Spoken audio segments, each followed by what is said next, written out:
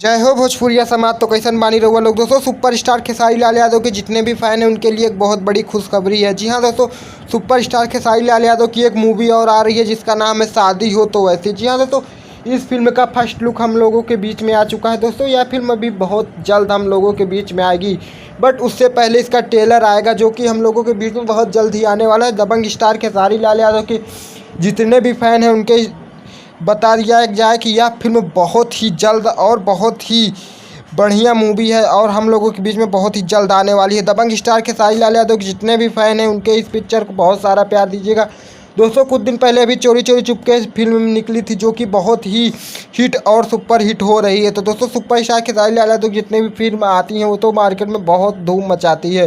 दोस्तों, सुपरस्टार खेसारी लाल यादव जितने भी फैन हैं हमारे छोटे से चैनल को सब्सक्राइब कर लो, क्योंकि हम अपने इस चैनल पर सुपरस्टार खेसारी लाल यादव की सबसे पहले ट्रेंडिंग न्यूज आपको देते हैं। मिलते हैं नेक्स्ट वीडियो में, तब तक के लिए जय हिंद, जय भारत, जय भोजपुरी समाज।